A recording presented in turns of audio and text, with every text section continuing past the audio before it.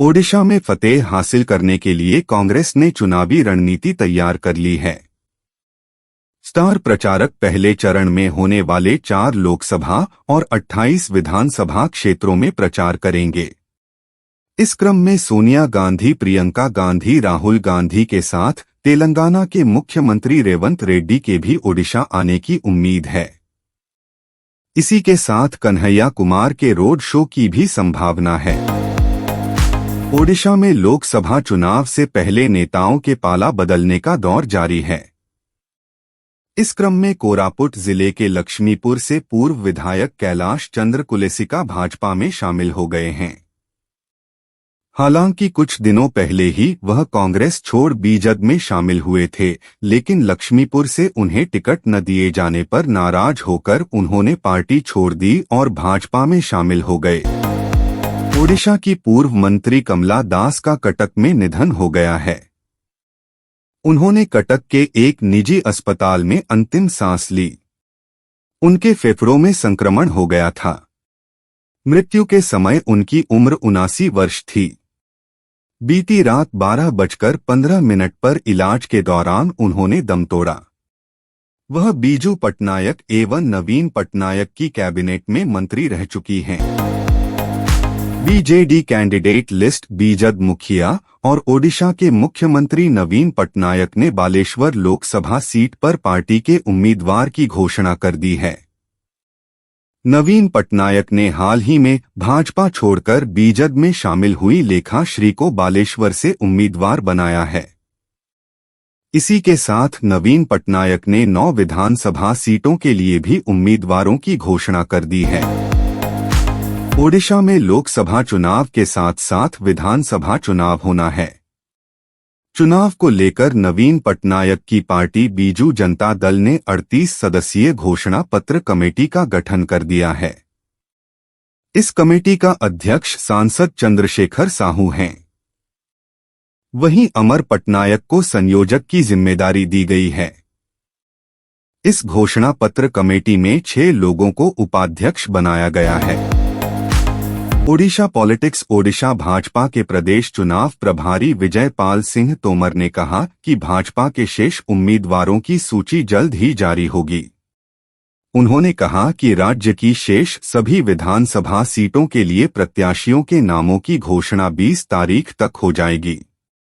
उन्होंने कहा कि केंद्रीय नेतृत्व के ओडिशा में चुनाव प्रचार करने पर 2-3 दिन में निर्णय लिया ले जाएगा।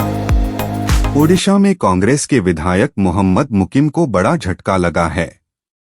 ओडिशा ग्रामीण आवास और विकास निगम ORHDC भ्रष्टाचार मामले में हाई कोर्ट ने निचली अदालत के फैसले को बरकरार रखा।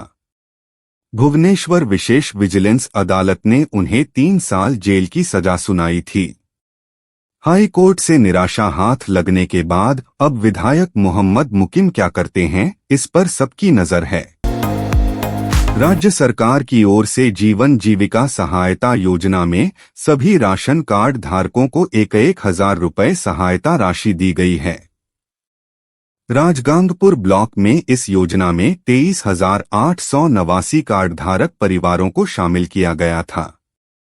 इनमें से 346 कार्ड धारक सहायता राशि लेने के लिए नहीं पहुंचे, जिससे उनके हिस्से की राशि 3.46 लाख रुपए सरकारी कोष में वापस कर दी गई है।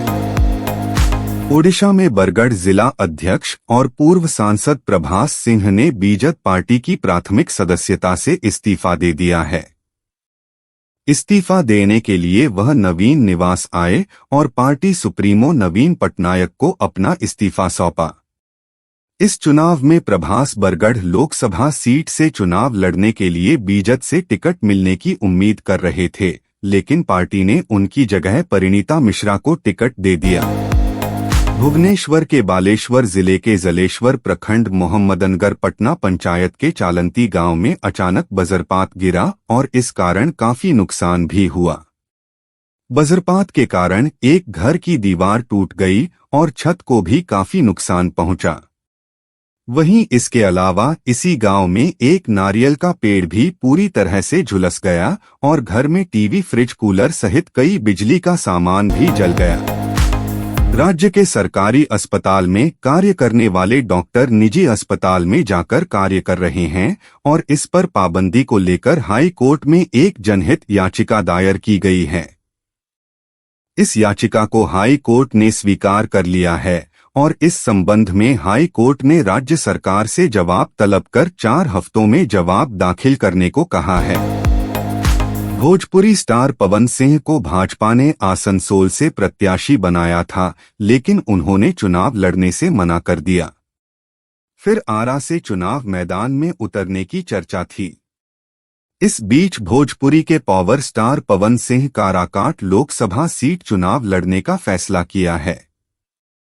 इस सीट से एनडीए के प्रत्याशी उपेंद्र कुशवाहा मैदान में हैं।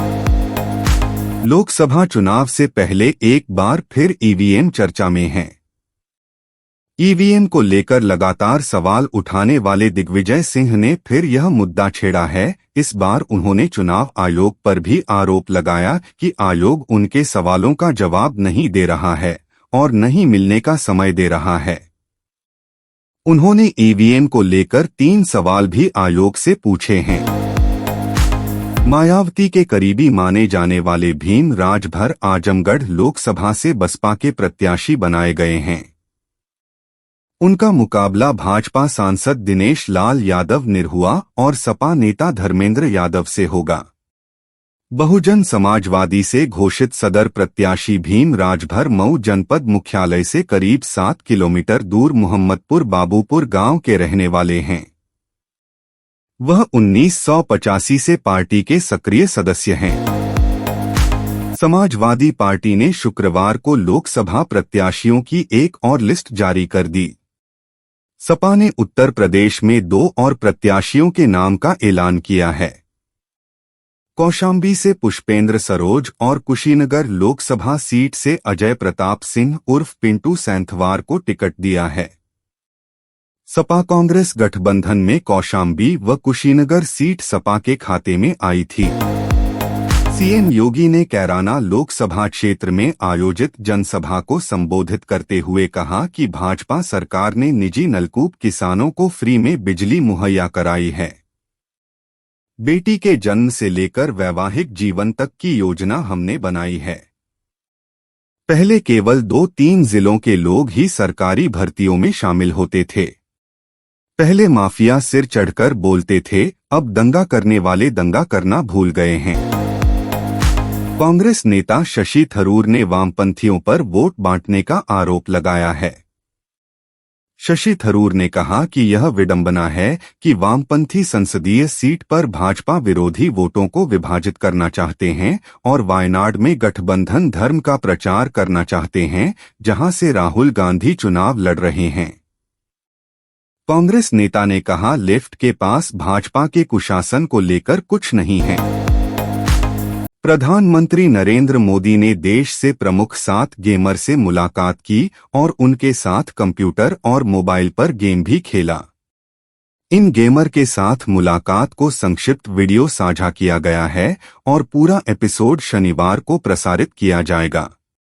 युवाओं और बच्चों में लोकप्रिय गेम बनाने वाले युवा गेमर प्रधानमंत्री मोदी को मोबाइल व कंप्यूटर पर उल्लास और दक्षता के साथ गेम खेलते देखकर आश्चर्यचकित थे।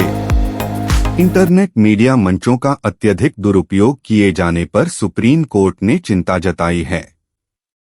जस्टिस अनिरुद्ध बोस, अब सेवानिवृत्त, और जस्टिस बेला त्रिवेदी की पीठ ने एक मामले के संबंध में फेसबुक पर भ्रामक पोस्ट डालने के लिए असम में all India United democratic front के विधायक करीमुद्दीन बारभूया के विरुद्ध अवमानना कार्यवाही शुरू करते हुए यह टिप्पणी की। इस मामले में फैसला सुरक्षित रख लिया गया था। रक्षा मंत्री राजनाथ सिंह ने आज चीन के साथ सीमाओं पर यथास्थिति बहाल करने का वादा करने वाले कांग्रेस के घोषणा पत्र की जमकर आलोचना की। न्यूज एजेंसी एएनआई के साथ एक इंटरव्यू में राजनाथ सिंह ने कहा कि मैं देशवासियों को आश्वस्त करना चाहता हूं कि पीएम मोदी के नेतृत्व वाली सरकार के तहत कोई भी हमारी 1 इंच जमीन पर भी कब्जा नहीं कर सकता है। अमर सिंह चमकीला नेटफ्लिक्स पर रिलीज हो गई है। इम्तियाज अली म्यूजिकल फिल्मों के लिए जाने जाते हैं और अमर सिंह चमकीला उनके निर्देशन में बनी बेहतरीन फिल्म है। दिलजीत दोसांझ और परिणीति चोपड़ा ने लीड रोल निभाया है। फिल्म की कहानी पंजाब के रॉकस्टार कहे जाने वाले गायक संगीतकार अमर सिंह चमकीला की बायोपिक है, जिनकी गोली मारकर हत्या कर दी गई थी।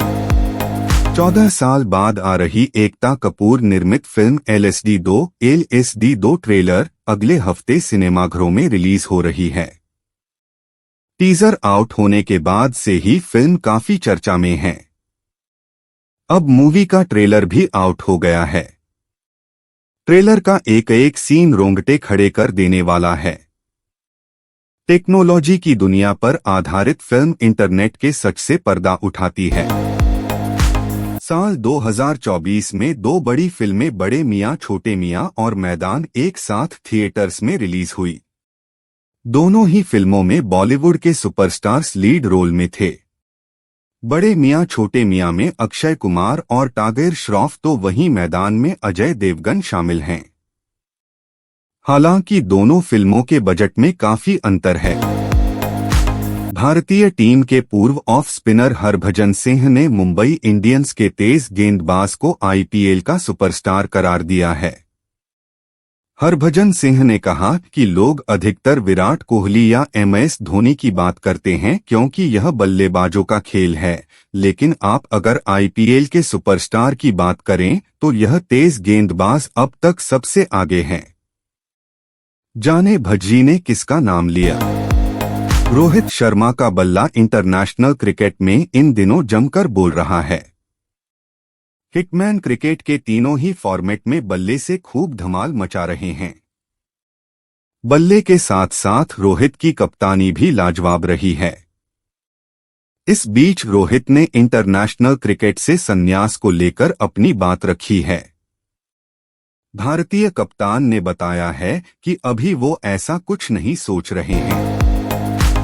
IPL 2024 के 26वें मैच में लखनऊ सुपर जायंट्स की भिड़ंत दिल्ली कैपिटल्स के साथ होगी। KL राहुल की कप्तानी में लखनऊ की टीम जीत की हैट्रिक लगा चुकी है। वहीं दिल्ली इस सीजन अब तक खेले 5 मैचों में से सिर्फ एक में ही जीत दर्ज कर सकी है। दोनों टीमों के बीच यह मुकाबला लखनऊ के इकाना स्टेडियम में खेला जाएगा। हीरो मावरिक 440 को 3 वेरिएंट्स बेस, मिड और टॉप में पेश किया गया है। इनकी एक्स शोरूम कीमतें क्रमशः 1.99 लाख, 2.14 लाख और 2.24 लाख रुपए हैं। आपको बता दें कि इसकी बुकिंग पहले से ही ओपन है और इसे कंपनी के प्रीमियर डीलरशिप के माध्यम से बेची जाएगी।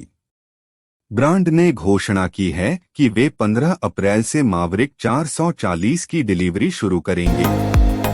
मर्सिडीज की ओर से S63E परफॉर्मेंस और C63SE परफॉर्मेंस पेश की जाएगी। जर्मन कंपनी की दोनों AMG पहली बार 2022 के अंत में सामने आए अपने संबंधित नवीनतम जीन समकक्षों पर आधारित हैं। मर्सिडीज का दावा है कि उनके हाइब्रिड सिस्टम में ऐसी तकनीक है जो फॉर्मूला 1 से ली गई है। आइए अपकमिंग कारों के बारे में जान लेते हैं। साउथ कोरियाई कार निर्माता हुंडई मोटर्स की ओर से भारतीय बाजार में कई बेहतरीन कार्स एंड SUVs को ऑफर किया जाता है। हुंडई मोटर इंडिया की ओर से हाल में ही हैचबैक कार के तौर पर ऑफर की जाने वाली ग्रैंड i10 NIOS का नया कॉर्पोरेट वेरिएंट लॉन्च किया गया है। इसे किस कीमत पर और किन खूबियों के साथ लाया गया है, आइए जानते हैं। ब्रिटिश कार निर्माता MG मोटर्स की ओर से भारतीय बाजार में हेक्टोर SUV को ऑफर किया जाता है। कंपनी ने इस मिड साइज SUV का नया variant black Storm edition launch कर दिया है। MG मोटर्स की ओर से इस SUV को किन खूबियों के साथ लाया गया है? MG Hector Black Storm edition की प्राइस क्या रखी गई है, आइए जानते हैं।